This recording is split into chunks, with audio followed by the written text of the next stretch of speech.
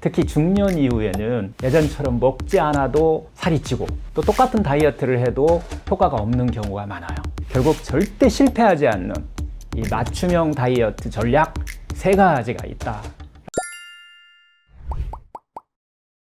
다이어트를 해도 살이 안 빠진다는 분들이 정말 많아요. 왜 그럴까요? 네, 정말 많은 분들이 그런 고민을 안고 계시는 경우가 많은 것 같아요. 특히 중년 이후에는 예전처럼 먹지 않아도 살이 찌고 또 똑같은 다이어트를 해도 효과가 없는 경우가 많아요. 그 이유는 간단합니다. 모든 사람에게 똑같이 적용되는 다이어트는 없다는 거예요. 사람마다 체질도 다르고 성격도 다르고 생활 패턴도 다르기 때문에 나에게 맞는 다이어트를 찾아야만 제대로 된 효과를 볼 수 있습니다. 같은 다이어트를 해도 누구는 빠지고 누구는 안 빠지는 이유는 뭘까요?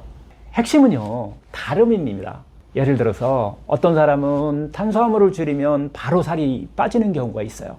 또 어떤 사람은 오히려 탄수화물을 줄였더니 피곤하고 막 스트레스를 받는 경우가 많아요. 또 어떤 사람은 하루 한 끼만 먹어도 이게 잘 견딜 수 있지만은 또 누군가는 그게 막 폭식을 유발할 수도 있다는 거예요. 결국 개인 맞춤이 아니면 다이어트는 오래 갈 수 없습니다. 그럼 나에게 맞는 다이어트를 찾으려면 뭘 봐야 될까요? 딱 3가지입니다. 자신의 체질, 자신의 성격, 자신의 생활 리듬. 이 3가지를 알면 내 몸에 맞는 다이어트 방향이 보입니다. 그럼 체질에 맞는 다이어트는 뭔지 설명 부탁드립니다. 예를 들어 몸이 냉하고 위장이 약한 분은요, 원래 좀 오래전부터 그런 분들이 있어요. 이런 분들은 찬 샐러드나 생주스를 먹으면 속이 더부룩하고 소화장애를 일으킬 수 있어요. 오히려 살이 안 빠지고 몸이 더 무거워질 수 있다는 거예요. 이런 분은요, 따뜻한 음식의 이제 식단이 훨씬 잘 맞습니다. 반면에 열이 많고 대사가 빠른 분들이 있어요. 이런 분들은 생채소나 과일 이런 것들이 훨씬 더 잘 맞을 수 있어요. 결국 내가 찬 체질인지 열이 많은 체질인지부터 아는 것, 이게 다이어트의 출발점입니다. 성격도 다이어트에 영향을 준다고 하는데 정말일까요? 굉장히 중요합니다. 예민한 분들은 식단 제한이 심해지면요, 오히려 스트레스를 받아요. 그게 결국은 폭식이나 요요로 이어질 수 있어요. 다이어트는 성공했는데 그 다음에 폭식이 오고 요요 현상이 올 수 있다는 거예요. 반면에 느긋하고 규칙에 이런 약한 분들은 있잖아요. 간헐적 단식처럼 일정한 규칙이 있는 다이어트가 잘 맞게 돼 있어요. 다이어트는 의지만의 싸움이 아니라 내 마음 패턴과도 연결된 습관 조절이라고 하는 겁니다. 그럼 생활 리듬에 따라서 어떤 다이어트를 하는 게 좋을까요? 야근이 잦거나 식사 시간이 일정하지 않은 분들은, 특히 또 아이를 돌보느라고 불규칙한 생활을 하는 분들이 많잖아요. 이런 분들에게는 아침, 점심, 저녁 이렇게 규칙적인 3끼를 줄이려고 하는 다이어트 이런 것들은 잘 안 맞습니다. 오히려 하루 한두 끼, 한 끼든지 2끼든지 이걸 잘 먹고 나머지는 가볍게 넘어가는 방식이 더 좋을 수 있어요. 혹은 공복 시간을 이렇게 잘 활용해 보면은 18대 6 간헐적 단식이 더 효율적인 경우가 많습니다.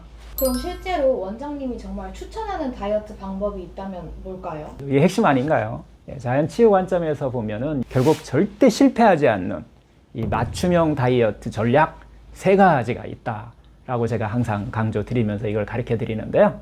첫 번째는 18대 6 간헐적 단식입니다. 18시간은 공복을 유지하고 6시간 안에 식사를 충분히 마치는 방식이에요. 이렇게 하면은 위장이 일단 회복돼요. 그리고 또 우리 몸 안에서 인슐린 저항성이 낮아지게 돼 있어요. 또 장의 해독과 체지방의 연소가요, 훨씬 더 잘 일어나게끔 우리 몸이 바뀝니다. 단 이것은 조건이 있어요. 위장이 약한 분은 정말 스텝 바이 스텝 하셔야 돼요. 공복 중에 어떤 사과당근 주스라든가 생강차, 따뜻한 물 같은 것을 부드럽게 먹으면서 싸우지 말으셔야 된다라고 하는 게 핵심입니다. 두 번째는요, 소화력 테스트 다이어트예요.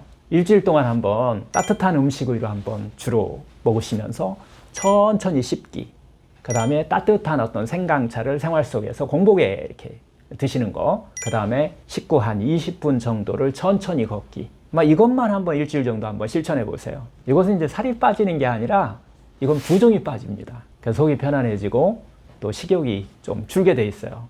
또 몸이 가벼워지는 것을 느낄 수 있을 겁니다. 그게 내 몸이 반응하는 하나의 방식입니다. 세 번째는요, 아침은 가볍게, 저녁은 일찍 먹는 식사 리듬입니다. 아침은 가볍게 생과일이나 뭐 과일 주스, 또 따뜻한 죽 같은 걸로 이렇게 드시고요. 점심은 정말 왕같이 생채소하고 생과일, 샐러드죠. 이걸 먼저 먹는 거예요. 그래서 음식 먹는 순서대로 이렇게 드시는 거예요. 저녁은 거지같이 저녁 6시 이전에 식사를 마칩니다.